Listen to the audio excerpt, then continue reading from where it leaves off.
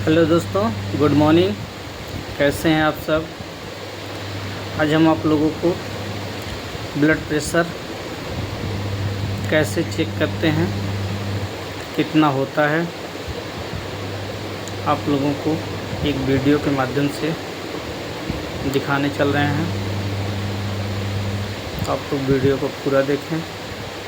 Blood pressure होता कितना है, कैसे इसको चेक किया जाता है, किस मशीन के द्वारा इसको चेक किया जाता है। हमारी वीडियो अगर अच्छी लगे तो अगर आप चैनल पे नए हैं तो इसे सब्सक्राइब, लाइक, शेयर ज़रूर करें। तो आइए वीडियो शुरू करते हैं। रक्तचाप की जांच कैसे की जाती है? शरीर के सारे अंगों तक रक्त पहुंचाने के लिए हमारा हृदय रक्त को एक खास दबाव पर पंप करता है और इसी दबाव को रक्तचाप या ब्लड प्रेशर कहते हैं। ये समझने के लिए रक्तचाप होता क्या है, ये वाला वीडियो देखो। हृदय द्वारा पंप किया गया रक्त वाहिनियों में आता है और इनकी दीवारों पर दबाव बनाता है। इसी का उपयोग करके डॉक्टर ब्लड प्रेशर नापते हैं। बीपी नापने की यह मशीन स्फिग्मो मैनोमीटर का इस्तेमाल होता है। इसे बीपी अपैरेटस भी कहते हैं। Knob, cuff, rubber tube, rubber bulb, rubber valve और गेज, इसे ऐसे खोलते हैं। कपड़े से बने इस हिस्से को कफ कहते हैं और इसे ऊपरी बांह पर बांधते हैं। इससे दो रबर ट्यूब्स जुड़ी होती हैं। इनमें से एक ट्यूब आगे जाकर गेज से जुड़ी होती है और दूसरी इस बल्ब से। गेज एक पट्टी होती है जिससे पता चलता है कि ब्लड प्रेशर कितना है। इसके बीचों बीच एक पतली नली होती है जिसमें मर्क्यूरी यानी पारा ऊपर नीचे जा सकता है। देखो, ये नॉब है। ब्लड प्रेशर नापते समय यह हमेशा आड़ी स्थिति में होना चाहिए। रबर बल्ब में स्क्रू जैसा एक वॉल्व होता है। इसे इस तरह घुमाया जाता है। चलो अब देखते हैं कि ब्लड प्रेशर कैसे नापा जाता है। सबसे पहले डॉक्टर मरीज को आराम से बैठने के लिए कहते हैं। मरीज का हाथ ऐसी स्थिति में होना चाहिए और पैर फर्श को छूने चाहिए। बीपी अपैरेटस खोला जाता है। कफ निकालकर उसे मरीज की कोहनी से 2 अंगुल ऊपर ऐसे बांधते हैं। फिर सुनिश्चित करते हैं कि कफ बहुत कसा हुआ या बहुत ढीला तो नहीं है। उसके बाद स्टेथोस्कोप अपने कानों पर लगाते हैं।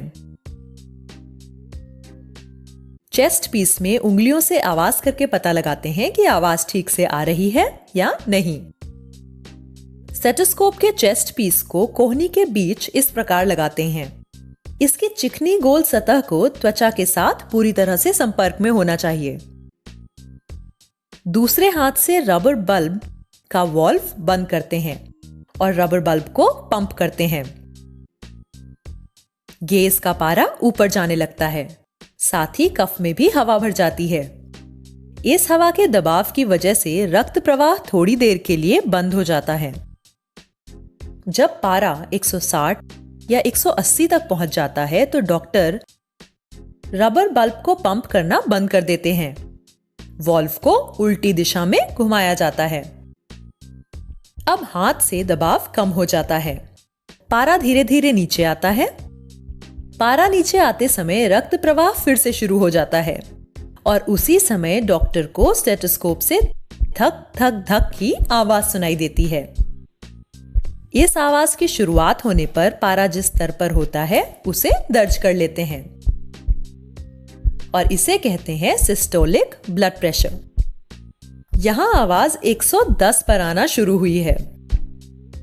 पारा नीचे आते समय यह धक धक आवाज आती रहती है और एक जगह पर बंद हो जाती है।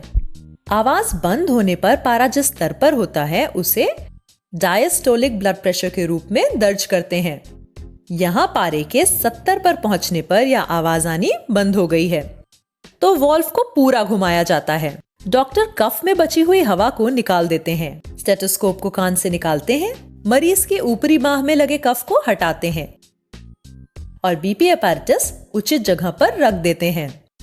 क्या तुम उस मरीज का ब्लड प्रेशर बता सकते हो जिसे हमने इस उदाहरण में देखा है? वह है 110 सिस्टोलिक और 70 डायस्टोलिक या 110/70 मिलीमीटर ऑफ मर्क्यूरी। इसे ऐसे लिखा जाता है 110/70 mmHg। mmHg ब्लड प्रेशर को मापने की इकाई है। 110/70 मिलीमीटर ऑफ Hg यह सामान्य ब्लड प्रेशर होता है। ब्लड प्रेशर 140/90 mmHg से ज्यादा हो तो उसे हाई ब्लड प्रेशर कहते हैं, और अगर यह 100/60 mmHg से कम हो तो इसे लो ब्लड प्रेशर कहा जाता है।